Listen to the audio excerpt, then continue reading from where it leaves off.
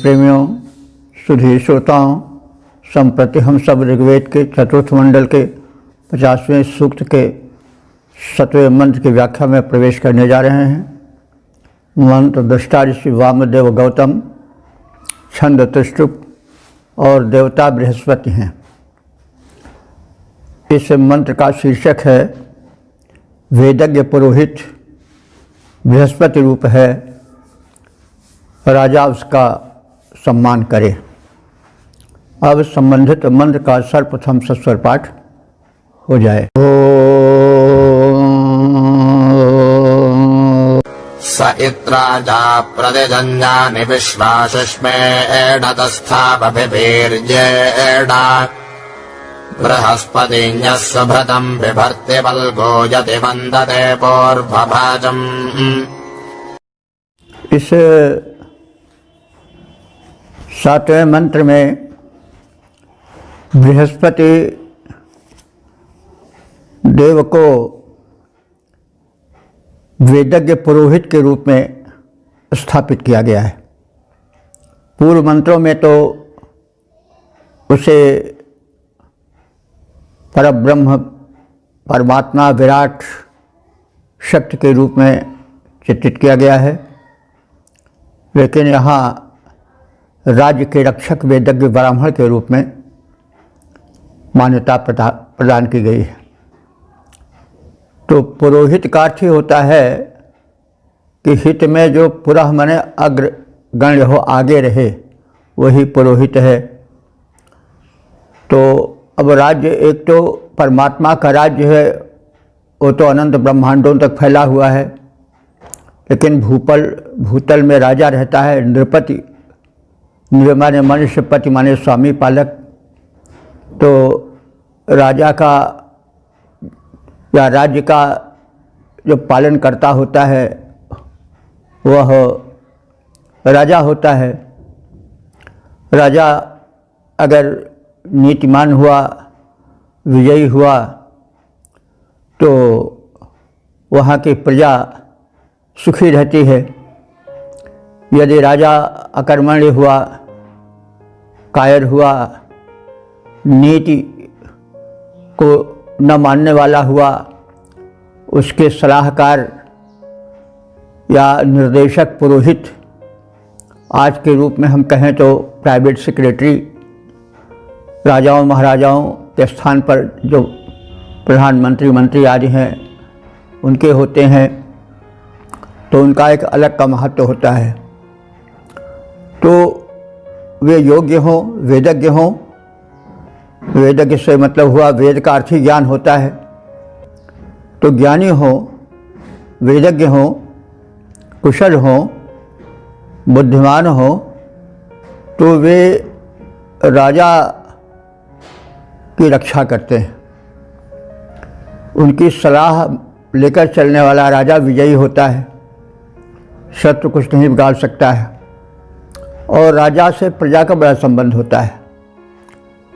राजाओं की भूलें प्रजा को ही सताती हैं। इतिहास देखिए, जहाँ जहाँ राजा भूल किए, फल भोगना पड़ा प्रजा को। कुछ ऐसे राजा हुए जैसे राजपूत राजा थे, पृथ्वीराज आदि थे और थे, तो उन्होंने कुछ भूलें की और कोई उचित सलाहकार उनको नहीं मिला, या उन्होंने गलत मंत्र आदि, वे विषय के जानकार नहीं थे। तो क्या हुआ, राजा तो एक था, मारा गया, लेकिन प्रजा को कितना संकट भोगना पड़ा। हजारों साल तक देश गुलाम रहा और कितना दिनहीन जीवन बिताना पड़ा। कारण कि राजा अनुभवहीन थे और उनके सलाहकार कोई पुरोहित ज्ञान संपन्न नहीं थे, नीतिज्ञ नहीं थे। नहीं तो अपने ही घर में कोई घुसकर पराजित कर जाए तो यह विडंबना ही तो है। तो राजा तो गए जहाँ जाना था, लेकिन क्लेश भोगना पड़ा हजारों वर्षों तक प्रजा को। तो इसलिए वैदिक ऋषियों ने लोक धर्म में राजधर्म को भी महत्ता दी, क्योंकि वेद जो हैं वे जीवन को समन्तात यानी चारों ओर से देखते हैं। केवल ध्यान समाधि लगा करके ही जीवन पूरा जीवन नहीं होता है, सांसारिकता भी कुछ होती है, उसका भी एक अपना स्थान होता है, और जो जितना बड़ा होता है उसकी जिम्मेदारी उतनी ही बड़ी होती है। तो राजा शीर्ष पर होता है, उससे जुड़ा प्रजा का जीवन होता है। तो एक की भूल अनेक के लिए शूल बन जाती है। हम सब देख रहे हैं कि जहाँ जहाँ शीर्ष पर बैठे लोग, राजा का मतलब वही हुआ जो राष्ट्र का संचालन कर रहा वही राजा है, उसको कुछ कह लिया जाए, नृपति सम्राट, मंत्री, प्रधानमंत्री, राष्ट्रपति, कुछ भी कह लीजिए। तो जहाँ जहाँ राजाओं ने भूलें की, आज के ज़माने में भी हम देख रहे हैं कि कुछ लोग भूल किए तमाम समस्याएं पैदा हो गई। चीन की समस्या भी उस समय के शासक की भूल थी, कब्जा कर लिए लोग बहुत बड़ी भूमि पर। चीन आज सरदर्द बना हुआ है। जो कश्मीर की समस्या थी वो भी राजा की ही अदूरदर्शिता थी। उनको सलाह देने वाले या तो सही नहीं थे या वे अपने अहंकारवश या व्यक्तिगत राग द्वेषवश उस सलाहकार की सलाह को नहीं माने। तो यह बात इसलिए कही जा रही है कि जो ऊंचे पद पर हैं उनको अपने वेदज्ञ पुरोहित माने विषय के पूर्ण ज्ञानी पुरोहित की, अब उसको कहीं प्राइवेट सेक्रेटरी कह लेते हैं, कहीं कुछ कह लेते हैं, लेकिन समझना वही चाहिए, उसकी सलाह जो नहीं मानता है वो राजा स्वयं तो नष्ट ही होता है, साथ साथ प्रजा का भी जीवन संकट में डाल देता है। तो ये वेद जो है वो हमें व्यवहारिक शिक्षा भी देता है, लोक और परलोक दोनों को सुधारता है वेद, दोनों विषयों को लेकर वो चलता है। तो इस प्रकार से यह हमें समझना चाहिए कि पुरोहित का क्या महत्व है। तो पुरोहित से केवल वही नहीं समझिए, इसीलिए हमें इतनी भूमिका बांधनी पड़ी कि जो आवे कथा बाँच जाए और जो है वो कान फूंक जाए, मंत्र दे जाए और माला डोलाया करो, यही कहा करे। तो और कुछ कथा भागवत बाँच दे और पुरोहित बना रहे, गुरु बना रहे, तो वहीं तक नहीं सीमित है। पुरोहित का मतलब जो पूर्ण प्रज्ञा संपन्न हो, आचरणशील हो, ज्ञानी हो, जिसे लोक और परलोक का पूर्ण ज्ञान हो, जो नीतिमान हो, केवल पेशा करने वाला पुरोहित न हो। तो इसलिए वेद ने इस पुरोहित को कहा। पुरोहित के जैसे हम कह रहे हैं रूप बदलते रहते हैं, पुरोहित से मतलब हुआ अब आज के प्राइवेट सेक्रेटरी को हम पुरोहित ही कह सकते हैं। भिन्न भिन्न भागों के संचालक जो होते हैं, हम सब जानते हैं कि प्राइवेट सेक्रेटरी उनके होते हैं, वे विशेषज्ञ होते हैं और उनकी मंत्रणा से ही जो शासक हैं, प्रशासक हैं, वो चलते हैं। अगर अयोग्य हुआ पुरोहित या प्राइवेट सेक्रेटरी या राजा ने या किसी राष्ट्रपति या प्रधानमंत्री ने उसकी बात या मंत्री ने उसकी बात नहीं मानी तो फिर संकट में राज्य पड़ जाता है और प्रजा संकट में पड़ती है। तो कहने का मतलब जो शब्द हैं, जो विषय है, उसको व्यापकता से देखना चाहिए। तो यहाँ पुरोहित से मतलब हुआ बृहस्पति, पुरोहित के रूप में है। पुरोहित बृहस्पति ज्ञान के देवता हैं। यह पिछले किसी सूक्त में बताया गया है। बृहस्पति को भी आज कहते हैं भाई ये बृहस्पति है। बृहस्पति मतलब हुआ जो ज्ञान में परिपक्व हो, परम ज्ञानी हो। तो राज्य में पुरोहित का बड़ा महत्व होता है। वह वेदज्ञ होता है, यानी विषय का पूर्ण जानकार होता है, दूरदर्शी होता है, नीतिज्ञ होता है। तो राजा को चाहिए कि उसको प्रसन्न रखे, उस नमन करे, समादर दे, और इस प्रकार से वो विजयी होगा और यशस्वी होगा, राष्ट्र सुरक्षित रहेगा। तो यह बृहस्पति, यह माने जो राजा बृहस्पति को यानी ज्ञानी पुरोहित को सम्मान देता है, पूर्व भाजम सुहृतम विभर्ति, सबसे पहले उत्तम पोषक पदार्थों से सत्कार करता है। पूर्व भाजम माने सबसे पहले, सुहृतम माने पोषण युक्त पदार्थों से, विभर्ति माने उसको पोषण करता है यानी उसको सम्मान देता है, उसको पद प्रतिष्ठा देता है। बलगुयति वंदते, वलगुयत माने स्तुति करता है, वंदते माने नमन करता है। सह इत, सह माने वह, इत माने ही, राजा जानते हैं, सह इत राजा वही राजा, विश्वाप्रतिजन्यानि, समस्त विरोधी शक्तियों को, द्वेषियों को, राजाओं को युद्धों में पराजित करता है। सुष्मेण वीर्येण, कैसे? सूक्ष्म कहते हैं बल को और वीर्य कहते हैं शक्ति को। तो सुष्मेण वीर्येण माने बल द्वारा और शक्ति द्वारा वही राजा जो है वह जीत पाता है शत्रुओं को, और देश को अराजक होने से, शत्रुओं के आक्रमण से सुरक्षित रख पाता है, अन्यथा नहीं।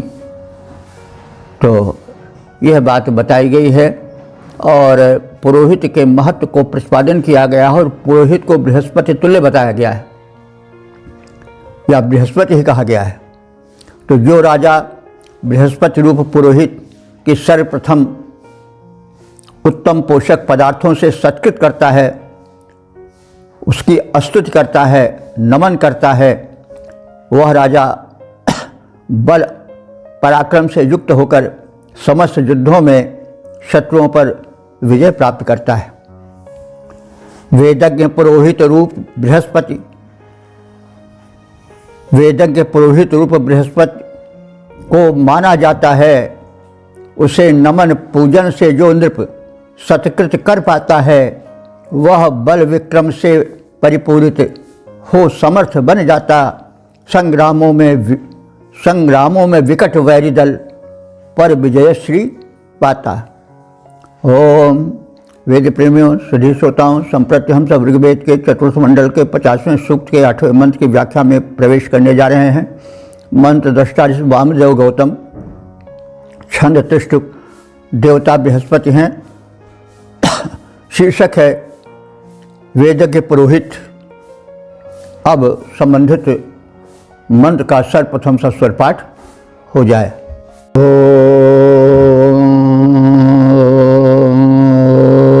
स इत्क्षेति सुधित ओकसि स्वेतस्मा इळा पिन्वते विश्वदानीम् तस्मै विशस्वजमेवानमन्ते यस्मिन् ब्रह्माराजनिपोर्भ एते। इस 8वें मंत्र में भी वेदज्ञ पुरोहित को बृहस्पति रूप में स्थापित किया गया है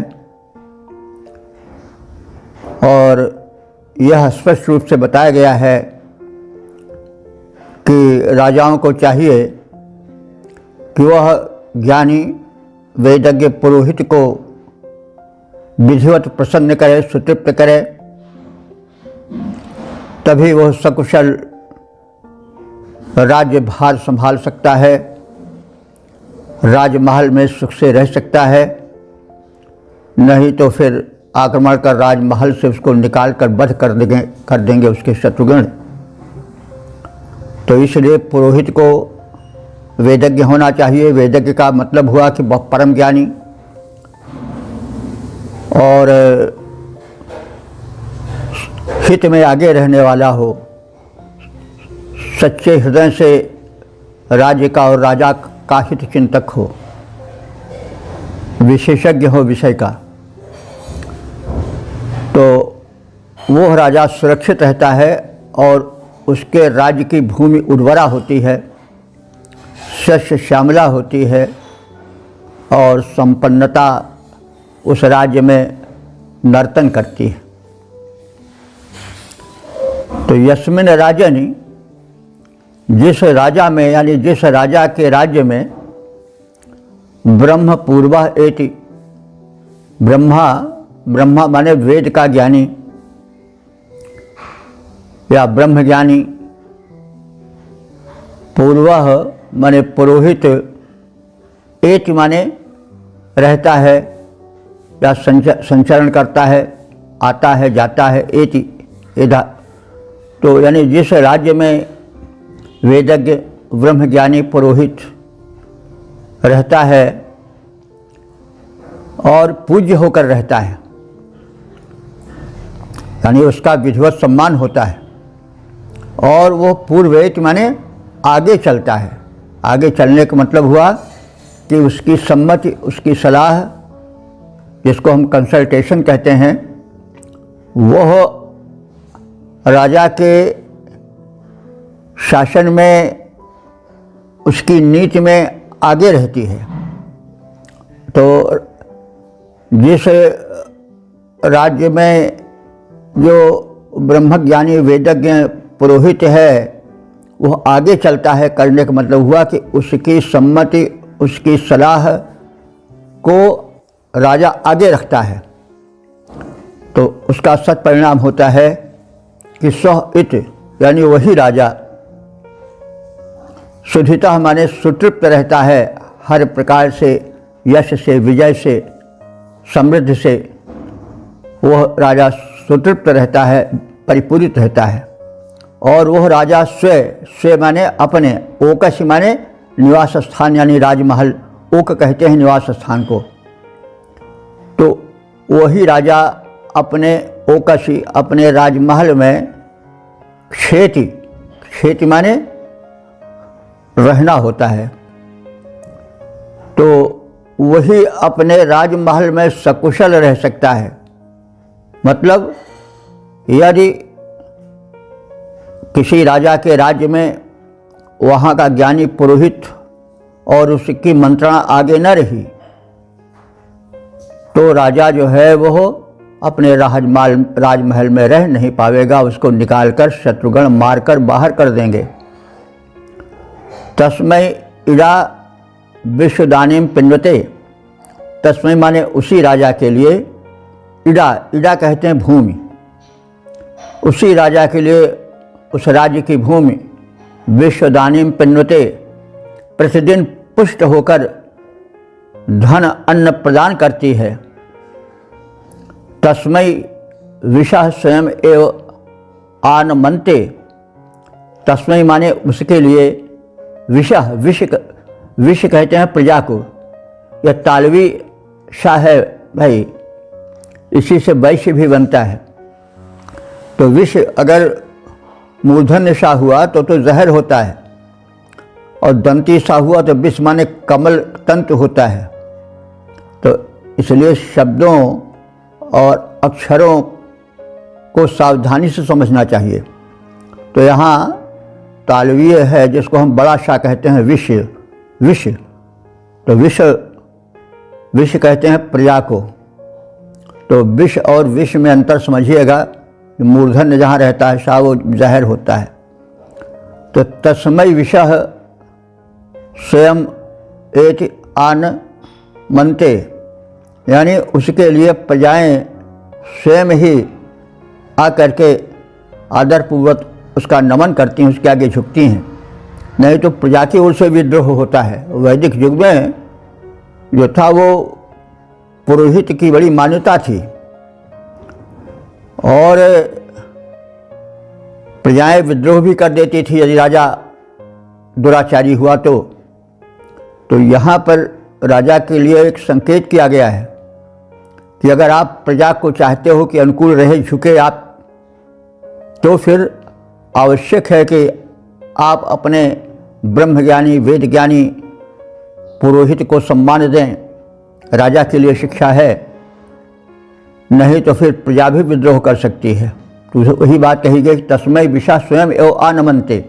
वो राजा जिसके राज्य में ज्ञानी पुरोहित का सम्मान होता है, उसकी मंत्राएं मानी जाती हैं, वह राजा संपन्न हो जाता है, समृद्ध हो जाता है और प्रजा का पूज्य हो जाता है। और उसी राजा के लिए विषह माने प्रजाएं स्वयं आनमनते, स्वयं आकर के उसका नमन करती हैं, उसकी प्रशंसा करती हैं। तो प्रजा को प्रसन्न करने के लिए, देश को धन धान्य से, धरती को धन धान्य से संपन्न करने के लिए और शत्रुओं को परास्त करने के लिए आवश्यक है कि राजा ज्ञानी पुरोहित की सलाह का, उसकी मंत्रणा का सम्मान करे और उसको आगे रखे। आगे रखने का मतलब हुआ कि उसको प्रथम मान्यता दे। तो जिस राजा के राज्य में ब्रह्मज्ञानी पुरोहित पूज्य होकर आगे चलता है, वही राजा सकुशल राजमहल में रह पाता है। उसके राज्य में भूमि समृद्धि और वृद्धि को प्राप्त करती है, वहाँ की भूमि शस्य श्यामला हो जाती है और सोना उगलती है। उस राजा के आगे प्रजाएं स्वयं वशवर्ती बनकर उसको नमन करती हैं, यानी वो प्रजाओं का पूज्य बन जाता है। तो इस प्रकार से ये इसमें महत्ता बताई गई है पुरोहित की। वेदज्ञ पुरोहित जहाँ पूज्य बन आगे जाना जाता, वेदज्ञ पुरोहित जहाँ पूज्य बन आगे जाना जाता, वहीं नृपति संतृप्त महल में सकुशल रहने पाता। उसी राज्य में हो पाती समृद्धिपूर्ण धरती है। नृप के आगे प्रजा वहाँ स्वयमेव नमन करती है। ओम वेद प्रेमियों, सुधी श्रोताओं, संप्रति हम सब ऋग्वेद के चतुर्थ मंडल के 50वें सूक्त के 9वें मंत्र की व्याख्या में प्रवेश करने जा रहे हैं। मंत्र दृष्टा से वामदेव गौतम, छंद त्रिष्टुप और देवता बृहस्पति हैं। शीर्षक है वेदज्ञ पुरोहित की उपासना का फल। अब संबंधित मंत्र का सर्वप्रथम सस्वर पाठ हो जाए।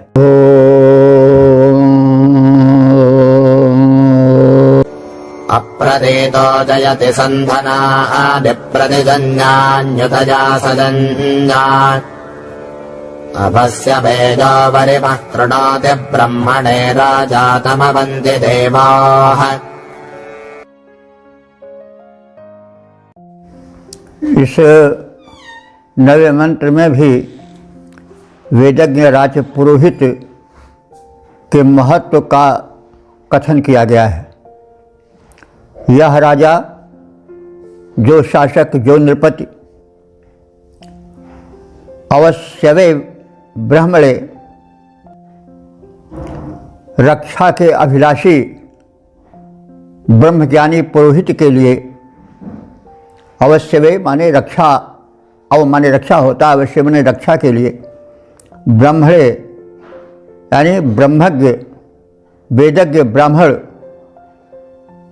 पुरोहित के लिए वरिवाह कृणोति माने विधिवत धन आदि प्रदान करता है और उसकी रक्षा करता है। तम देवाः अवंति, उसी राजा की रक्षा देवाः माने देव शक्तियाँ भी करती हैं। अवंति माने रक्षा करना। तो तम देवाः अवंति, उसी राजा की रक्षा देव शक्तियाँ भी करती हैं। अप्रतिहतः, वो अप्रतिहत हो जाता है, यानी उसके मार्ग को कोई रोक नहीं सकता है। प्रतिजन्यानि धनानि, वह प्रतिजन्यानि माने प्रतिद्वंदी विरोधी, जन्यानि माने शत्रुओं के और उनके युद्धों में, धनानि उनके धन वैभव को छीन करके अपने राज खजाने में भरने में समर्थ हो पाता है। उत और या सजन्या, जो अपने संबंधियों के धन है, प्रजाओं के धन है, उसे भी वह संजय वाले सम्यक रीत से प्राप्त कर लेता है, जीत लेता है। यानी प्रजा भी उसको उपहार देती है, टैक्स देती है, प्रसन्नतापूर्वक सहयोग देती है, धन धान्य देती है। तो इस प्रकार से पुरोहित, राज पुरोहित की महिमा का वर्णन किया गया है और नृपति को संदेश दिया गया है कि वह उस विशेषज्ञ वेदज्ञ पुरोहित का सम्मान करे जब उसको, यानी वेदज्ञ पुरोहित को अर्थात विषय के जानकार सलाहकार का सम्मान करेगा राजा, तो उसकी दूरदर्शिता, उसकी प्रज्ञा, उसकी मंत्रणा का लाभ मिलेगा। उसका सत्परिणाम होगा कि देव शक्तियाँ भी उससे प्रसन्न होंगी, प्रजा भी उससे प्रसन्न होगी और वह उसे स्वयं उपहार रूप में तमाम धन देगी और वो कर आदि बड़ी प्रसन्नता से प्रदान करेगी। और फिर वह राजा जो है समृद्ध होकर के शत्रुओं को भी जीत लेगा और शत्रुओं के धन और भूमि को अपने राज्य में सम्मिलित करके अपने को समृद्ध करने में समर्थ हो पाएगा। तो जो राजा वेदज्ञ पुरोहित को धनादि प्रदान कर उसकी रक्षा करता है, उस राजा की रक्षा देवगण स्वयं करते हैं। देवों से रक्षित वह राजा बेरोक टोक शत्रुओं के और प्रजाजनों के धनों को प्राप्त करता रहता है। जो नृप धन दे वेदज्ञ पुरोहित को रक्षा करता प्रदान, उस नृप का कुशल क्षेम रक्षण करते स्वयमेव सुरगण महान। देवों से रक्षित राजा वह धन प्रजा जनों से पाता है। अरियों के भी धन जीत प्राप्त धन विभव बढ़ाता जाता है। ओम वेद प्रेमियों सुधी श्रोताओं, संप्रति हम सब ऋग्वेद के चतुर्थ मंडल के 50वें सूक्त के 10वें मंत्र की व्याख्या में प्रवेश करने जा रहे हैं। मंत्र दृष्टा श्री वामदेव गौतम, देवता इंद्रा बृहस्पति और छंद जगती है। शीर्षक है इंद्र बृहस्पति यज्ञों में सोमपान करें और अभीष्ट प्रदान करें। अब संबंधित मंत्र का सर्वप्रथम सस्वर पाठ हो जाए।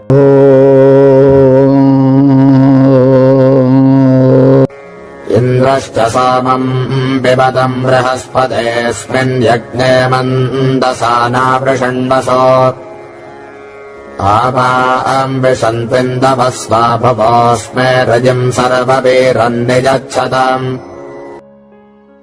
इस 10वें मंत्र में देवताओं में थोड़ा परिवर्तन है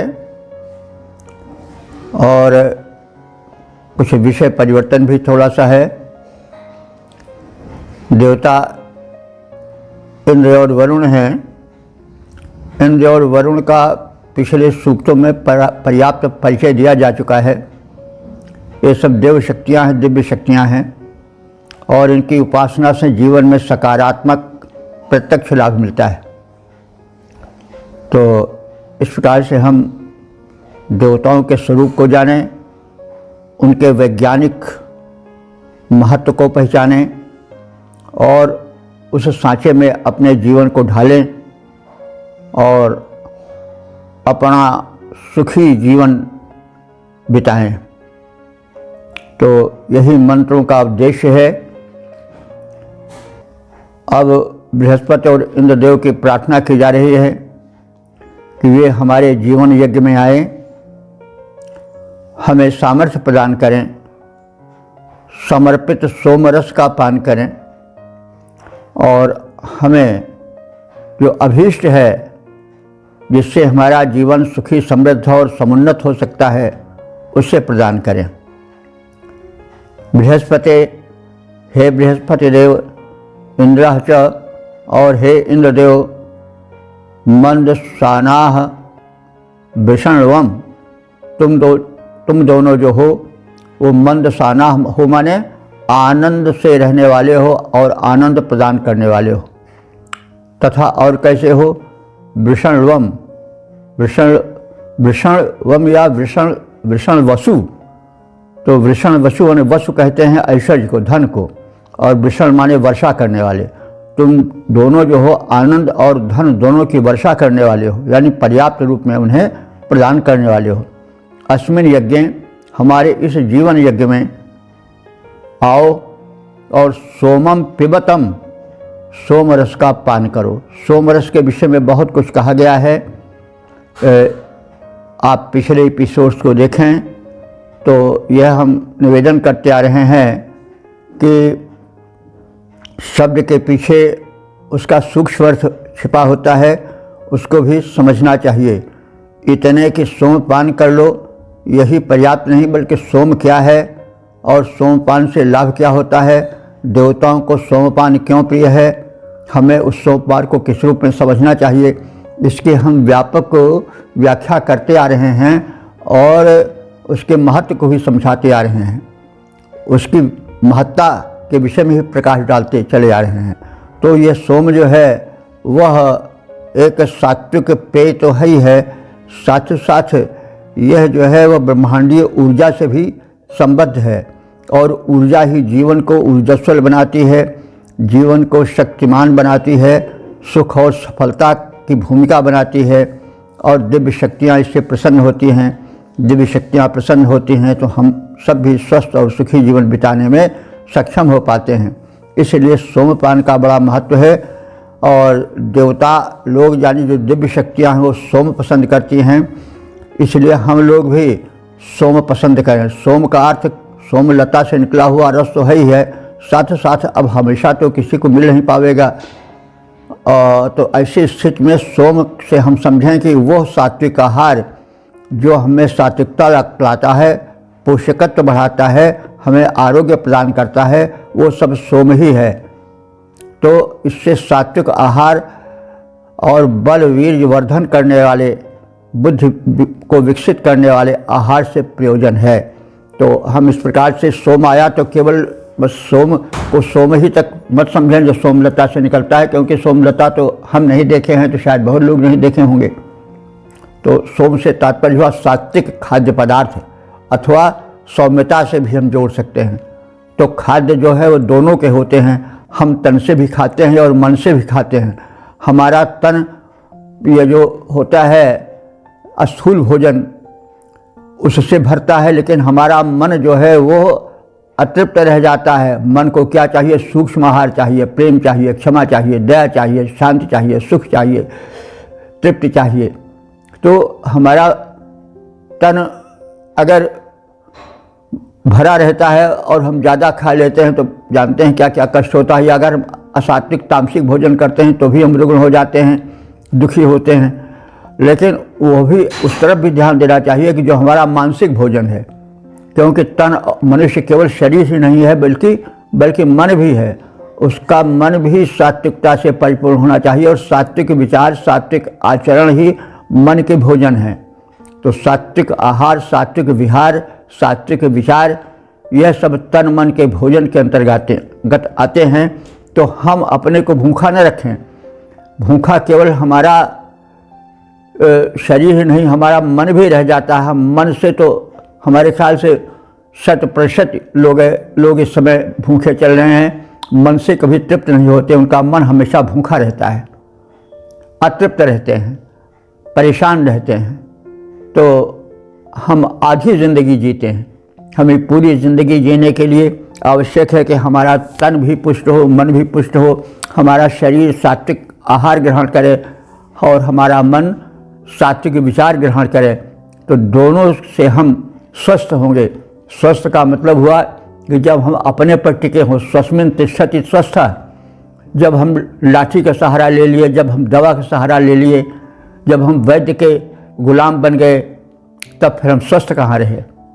स्वस्थ है हम अपने आप, अपने पैरों पर, अपने विचारों पर इस तरह से रहें, बस हम अपने में अपने गुरु बन जाएं, अपने शिष्य बन जाएं, स्वयं अपने में ब्रह्मत्व का अनुभव करने लगें और अपने में को परिपूर्ण पावें, तभी हम स्वस्थ हुए। तो ऋषि बार बार यही कहता है कि आप अपने को सात्विक आहार दो, अपने तन और मन को भूखा मत रखो।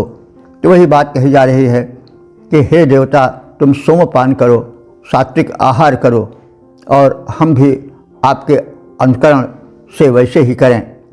सु आभुआ इंदवः, ये इंदु कहते हैं। देखिए, इंदु तो ज़्यादातर प्रचलित है चंद्रमा के लिए, लेकिन चंद्रमा भी इसीलिए इंदु कहा जाता है कि वो जो है वो प्रकाश देता है, सौम्यता प्रदान करता है। तो वेद में हम देखते आ रहे हैं कि इंदु शब्द जो है वह चंद्रमा के लिए शायद ही कहीं आया हो, आनंदप्रद सोम के लिए अधिक आया है। तो यहाँ इंदवः बहुवचन है इंदु का। तो सु आभुआ इंदवः, हर तरह से उत्तम सामर्थ्य प्रदान करने वाला यह सोमरस वाम विशंतु, तुम्हारे अंदर प्रविष्ट हो, यानी तुम उसका पान करो। अस्मै, अस्मै माने हमें, सर्ववीरम रयिम नियक्षतम, और हम सबको उसके प्रतिदान स्वरूप प्रसन्न होकर के क्या दो, सर्ववीरम, सभी गुणों से संपन्न वीर पुरुष, वीर पुत्र दो। और रयिम, रय कहते हैं धन को, और हमें रय प्रदान करो। नियक्षतम माने प्रदान करो दो। तो हमें प्रतिदान में हे भगवान, हम आपको सोमपान करा रहे हैं, प्रस्तुत कर रहे हैं भक्तिपूर्वक सौम्य भाव से भर करके। तो आप हमें उसके प्रतिदान में क्या दो, वीर पुत्र दो, और रयिम धनैश्वर्य प्रदान करो, नियक्षतम प्रदान करो। हे बृहस्पति और इंद्रदेव, तुम सदा आनंद में रहने वाले और धन धान्य की वृष्टि करने वाले हो। तुम दोनों इस यज्ञ में सोमरस पान करो। सामर्थ्य प्रदायक सोम तुम्हें सामर्थ्य प्रदान करे और तुम हमें समर्थ बनाओ, और उत्तम संतानों से युक्त ऐश्वर्य प्रदान करो। हे इंद्र बृहस्पति धनवर्षी, तुम सोम पान कर जाओ, आनंदित रहने वाले अपना सामर्थ्य बढ़ाओ।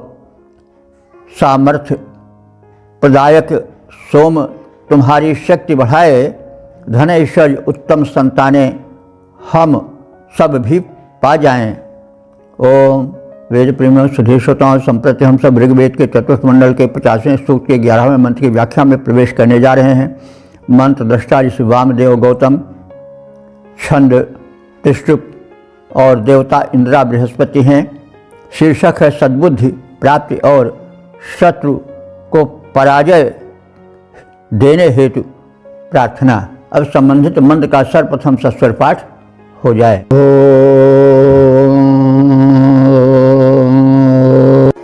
बृहस्पत इन्द्रवर्धतन्नस्य चासावां सुमतिर्भूत्वस्मे अभिष्टन्धिजा जगृतं पुरं धीर्यजस्तपर्यामनुषामरातिः। इस 11वें मंत्र में इंद्र और बृहस्पति इन देवद्वय से सुख समृद्धि, धन वैभव, ज्ञान और सद्बुद्धि की याचना की गई है, प्रार्थना की गई है। तो इंद्र देवता तो समृद्धि के देवता हैं,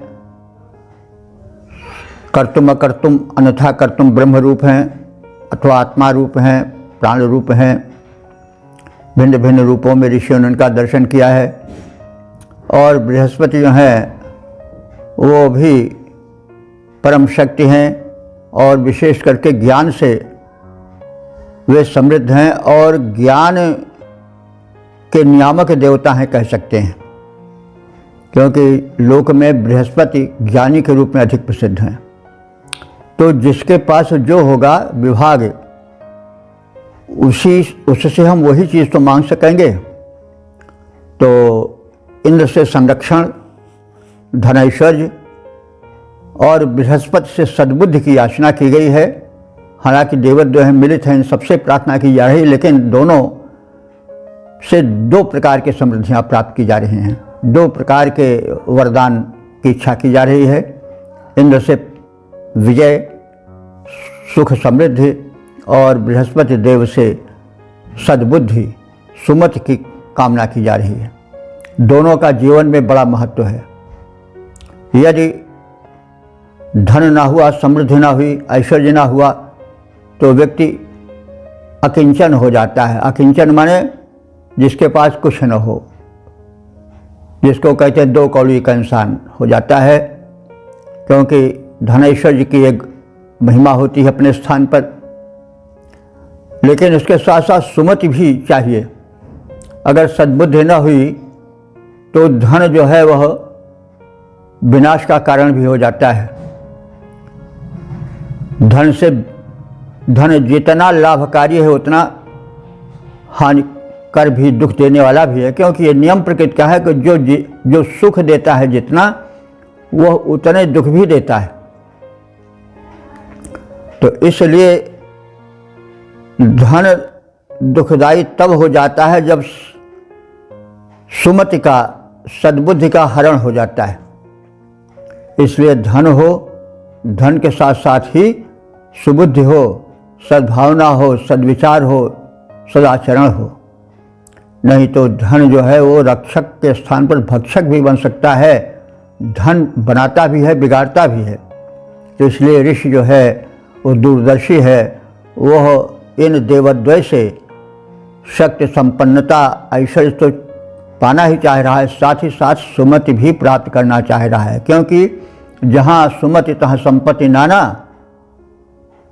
और जहाँ कुमति तहाँ विपत्ति निदाना। और भी कहा गया है, जाको प्रभु दारुण दुख देहि, ताकि मत पहले हरि लेहि। और काल दंडले काहू न मारा, प्रथम हरे बल बुद्धि विचारा। काल किसी को डंडा लेकर मारने तो आता नहीं, किसी को हथकड़ी तो पहनाता नहीं है। वो क्या करता है कि विचार हरण कर लेता है।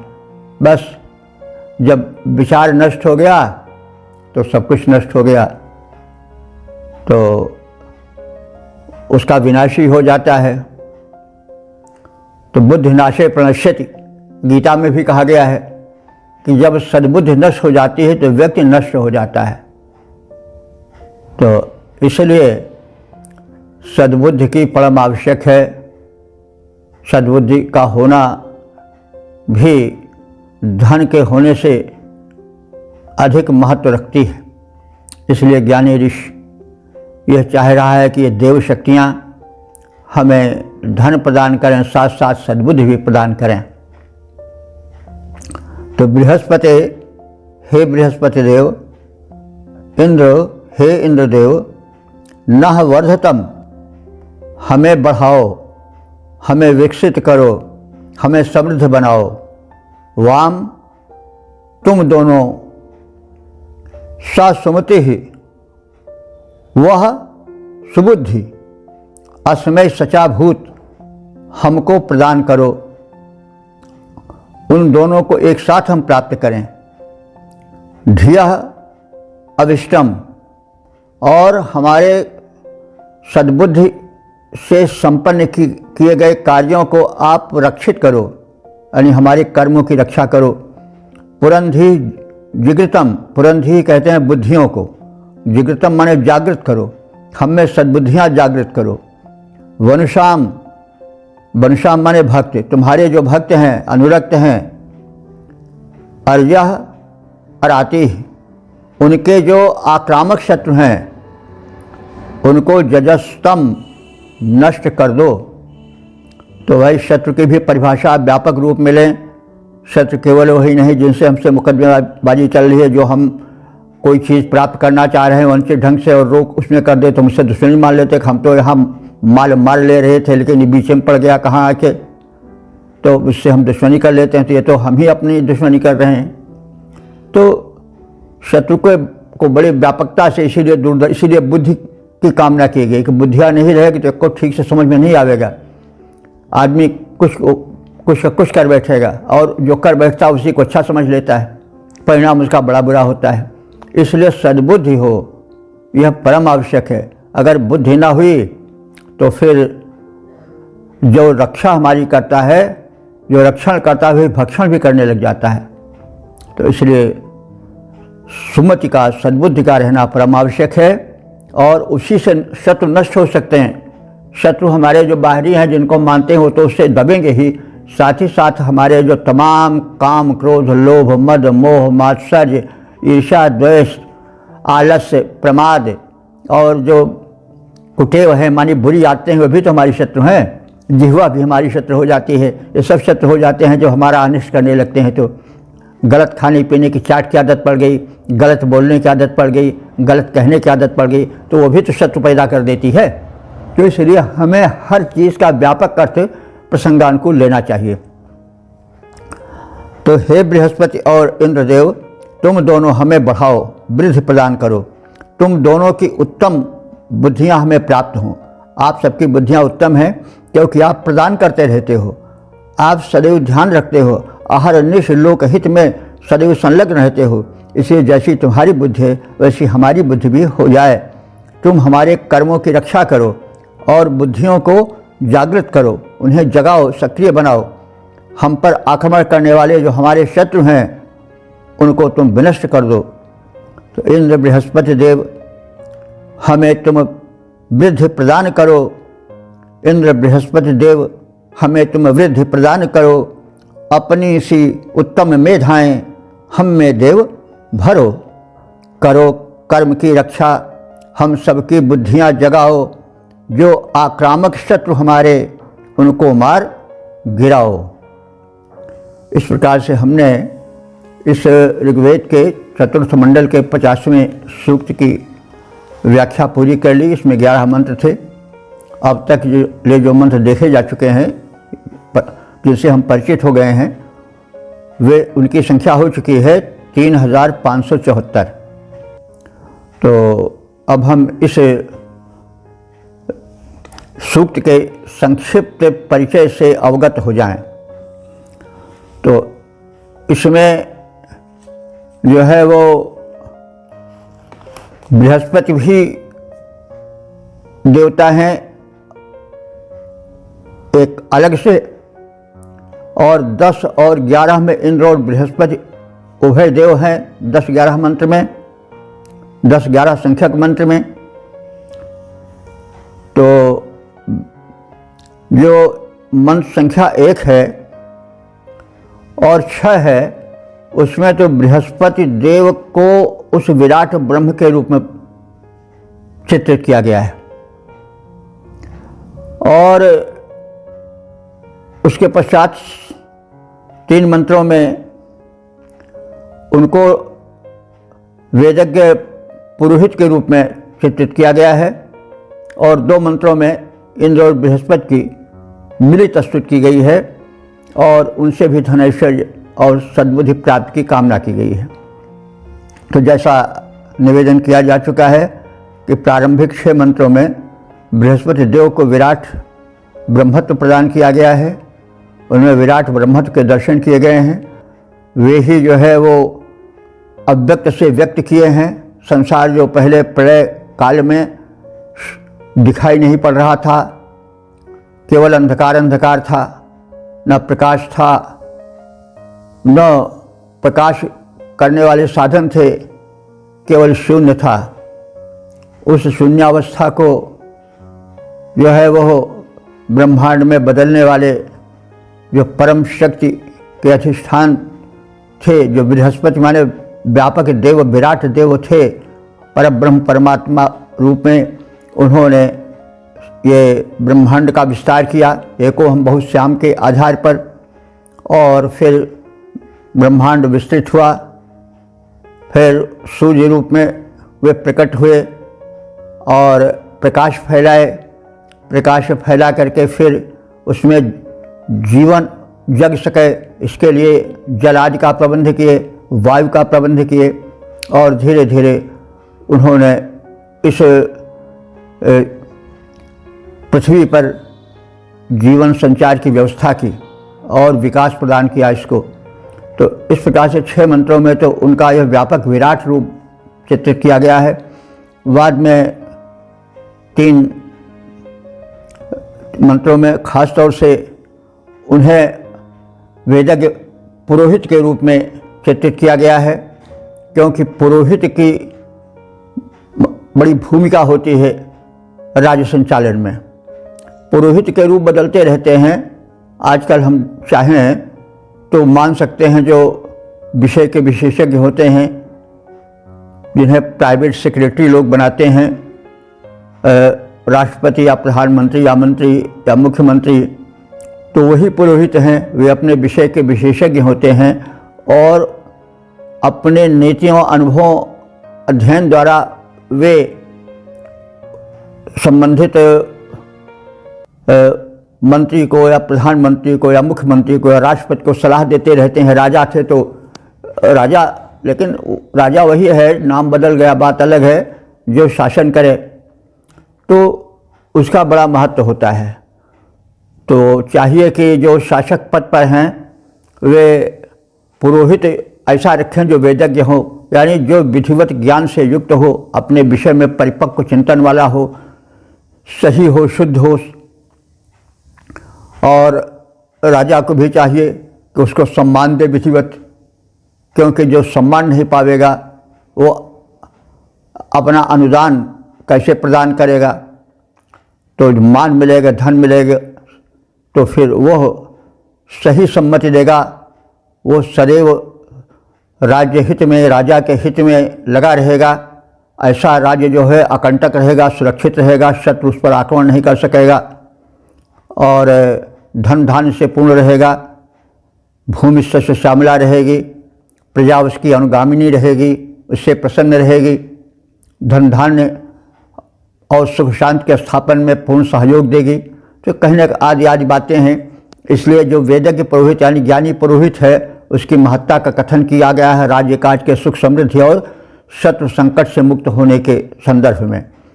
और इसके पश्चात 2 मंत्रों में इंद्रा और बृहस्पति, इन दोनों का मिलित जो है वो स्तुति क्रम है और दोनों से धन, वैभव, सुख, स्वास्थ्य और सन्मति की प्रार्थना की गई है।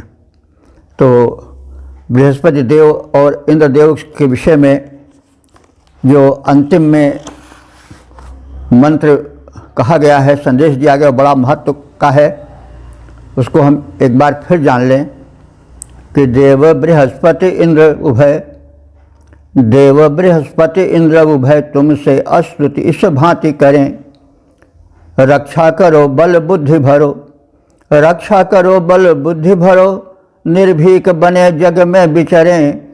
सत्कर्म हमारे सुरक्षित हों, सब संकट देव हमारे हरें। आक्रामक शत्रु तुम्हारी कृपा से, डरें हमसे उन्हें नष्ट करें। हे बृहस्पति, हे देव बृहस्पति इंद्र उभय तुमसे अस्तुति इस भांति करें। रक्षा करो बल बुद्धि भरो, निर्भीक बने जग में विचरें। सत्कर्म हमारे सुरक्षित हों, सब संकट देव हमारे हरें। आक्रामक शत्रु तुम्हारी कृपा से, डरें हमसे उन्हें नष्ट करें। तो इस प्रकार से हम इस सूक्त में जो संचित ज्ञान था, जो अमूल्य है, जो लोक और परलोक दोनों को सुधारने वाला है, उसका हमने संक्षेप में ज्ञान प्राप्त किया। आवश्यक है कि हम उसको जीवन में उतारें, प्रचार प्रसार करें और वेद की इस अमूल्य निधि को हम जो है वो अपने जीवन को, समाज के जीवन को, राष्ट्र के जीवन को संपन्न बनाने के लिए, सुखी समृद्ध बनाने के लिए उसे का प्रचार प्रसार और उस पर अनुकरण करें। तो अब हम अपने वाणी को विराम देते हैं। ओम सर्वे भवन्तु सुखिनः, सर्वे सन्तु निरामयाः, सर्वे भद्राणि पश्यन्तु, मा कश्चित् दुःख भाग् भवेत्।